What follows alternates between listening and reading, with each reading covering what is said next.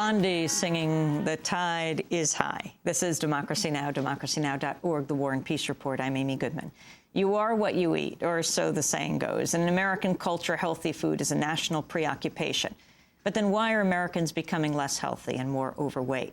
Acclaimed author and journalist Michael Pollan argues that what most Americans are consuming today is not food, but edible food-like substances. Michael Pollan is professor of science and environmental journalism at University of California, Berkeley. His previous book, The Omnivore's Dilemma, was named one of the 10 best books of 2006 by the New York Times and Washington Post. His latest book is called In Defense of Food, An Eater's Manifesto. Michael Pollan recently joined me here in the Firehouse studio for a wide-ranging conversation about nutrition, food science, and the current American diet. I began by asking him why he feels he has to defend food. Food's under attack from two quarters. It's under attack from the food industry, which is taking, perfectly good whole foods and tricking them up into highly processed, edible food-like substances, and from nutritional science, which has, over the years, convinced us that we shouldn't be paying attention to food. That it's really the nutrients that matter. And they're trying to replace foods with antioxidants, cholesterol, saturated fat, omega-3s, and that whole way of looking at food as a collection of nutrients, I think, is very destructive. Shouldn't people be concerned, for example, about cholesterol? No. Cholesterol in the diet is actually only very mildly related to cholesterol in the blood. That was a scientific error, basically. We were sold a bill of goods that we should really worry about the cholesterol in our food, basically because cholesterol is one of the few things we could measure that was linked to heart disease. So there was this kind of obsessive focus on cholesterol. But, the egg has been rehabilitated. The egg is very high in cholesterol, and now we're told it's actually a perfectly good, healthy food. There's only a very tangential relationship between the cholesterol you eat and the cholesterol levels in your blood. How is it that the food we eat now, it takes time to read the ingredients? Yeah. You actually have to stop and spend time and perhaps put on glasses or figure out how to pronounce words you've never heard of. Yeah, it's a literary scientific experience now, going shopping in the supermarket, because basically the food has gotten more complex. It's for the food industry. You see, to understand the economics of the food industry, you can't really make money selling things like oatmeal, plain rolled oats. And if you go to the store, you can buy a pound of oats, organic oats, for 79 cents. There's no money in that because it doesn't have any brand identification. It's a commodity, and the prices of commodity are constantly falling over time. So you make money by processing it, adding value to it. So you take those oats and you turn them into Cheerios, and then you can charge $4 for that 79 cent, and actually even less than that, a few pennies of oats. And then after a few years, Cheerios become a commodity. Everyone's ripping off your little circles. And so you have to move to the next thing, which are like cereal bars.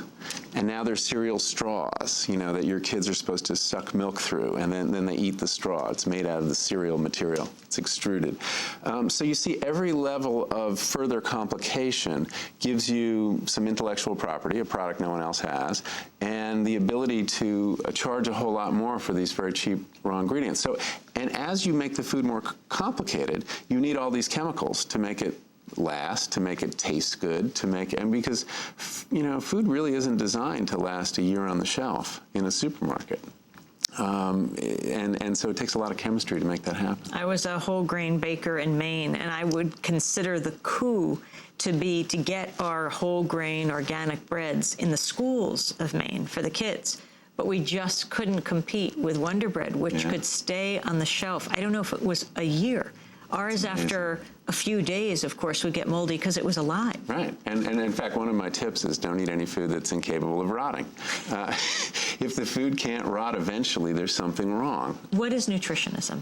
Nutritionism is the prevailing ideology in the whole world of food. And it's not a science. It is an ideology. And like most ideologies, it is a set of assumptions about how the world works that we're totally unaware of. And nutritionism, there's a few fundamental tenets to it. One is that food is a collection of nutrients, that basically the sum of, food is the sum of the nutrients it contains. The other is that since the nutrient is the key unit, and as ordinary people, bless you, we can't see or taste or feel nutrients. We need experts to help us design our foods and tell us how to eat. Another assumption of nutritionism is that that you can measure these nutrients and you know what they're doing, that we know what cholesterol is and what it does in the body or what an antioxidant is. And that's a dubious proposition. And the last premise of nutritionism is that the whole point of eating is to advance your physical health. And that's what we go to the store for. That's what we're buying. And that's also a very dubious idea. If you go around the world, people eat for a great many reasons besides, the medicinal reason. I mean, they eat for pleasure, they eat for community and family and identity and all these things. But we've put that aside with this obsession with nutrition. And I basically think it's a pernicious ideology. I mean, I don't think it's really helping us. If there was a trade-off, if looking at food this way made us so much healthier, great. But in fact, since we've been looking at food this way, our health has gotten worse and worse. Let's talk about the diseases of Western civilization. The Western diseases, which they were named that about 100 years ago by a medical doctor named Dennis Burkitt, an Englishman, who noted that after the Western diet comes to these countries where he had spent a lot of time in Africa and Asia, a series of Western diseases followed, very predictably: obesity, diabetes, heart disease, and a specific set of cancers. And he said, well, they must have this common origin because we keep seeing this pattern. And we've known this for 100 years, that if you eat this Western diet, which is defined basically as, I mean, we all know what the Western diet is, but to reiterate it, it's lots of processed food, lots of refined grain and pure sugar, lots of red meat and processed meats, very little whole grains, very little fresh fruits and vegetables. That's the Western diet. It's the fast food diet. That we know it leads to those diseases. About 80% of heart disease, at least as much type 2 diabetes, 33 to 40% cancers, all come out of eating that way. And we know this. And the odd thing is that it doesn't seem to discomfort us that much. Talk about coming from another culture and coming here. When you specifically talk about sugar, refined wheat, what actually happens in the body? Well, that's where you see it most directly. When populations that have not been exposed to this kind of food for a long time, we've seen it with Pacific Islanders, if you go to Hawaii, we've seen it with Mexican immigrants coming to America. These are the people who have the most trouble with this diet, and they get fat very quickly and get diabetes very quickly. We hear about this epidemic of diabetes, but it's very much of a class and ethnically based phenomenon, and Hispanics have much more trouble with it. And the reason, or the hypothesis, is that culturally and physically they haven't been dealing with a lot of refined grain, whereas in Europe we've been dealing with refined grain for a couple hundred years. And what does refined wheat do? Well, what happens is when there was a key invention around the 1860s, which is we developed these steel rollers and porcelain rollers that could grind wheat and corn and other grains really fine and eliminate the germ and the bran. And the reason we wanted to do that was we loved it as white as possible. It would last longer. The rats had less interest in it because it had less nutrients in it. And also you get a kind of a real strong hit of glucose. I mean, basically it digests much quicker as soon as it hits the tongue. I mean, everyone is, if you've ever tasted Wonder Bread, you know how sweet it is. The reason it's sweet is it's so highly refined that as soon as your saliva hits it, it turns to sugar. Whole grains have a whole lot of other nutrients. It once was possible to live by bread alone because a whole grain loaf of bread has all sorts of other nutrients. It has omega-3s, it has, lots of B vitamins. And we remove those when we refine grain. And it's kind of odd and maladaptive that refined grains should be so prestigious since it's so unhealthy. But we've always liked it. And one of the reasons is it stores longer.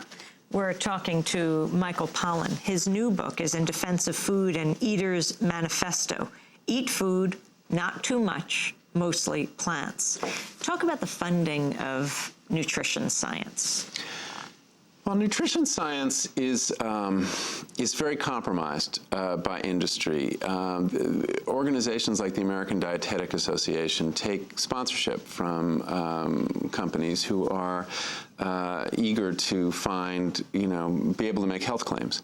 Not all nutrition science, and there are very large, important studies that are, published or that are supported by the government and are as good as any other medical studies in terms of their cleanness. But there is a lot of corporate nutrition science that's done for the express purpose of developing health claims. This science reliably finds health benefits for whatever is being studied. You take a pomegranate to one of these scientists and they will tell you that it will cure cancer and erectile dysfunction. You take any kind of food that you want. And now it's not surprising because food is good for you, and that all plants have antioxidants. And so, you're bound to find— Explain what an antioxidant is. Well, an antioxidant is a chemical compound that plants produce really to protect themselves from free radicals of oxygen that are generated during photosynthesis.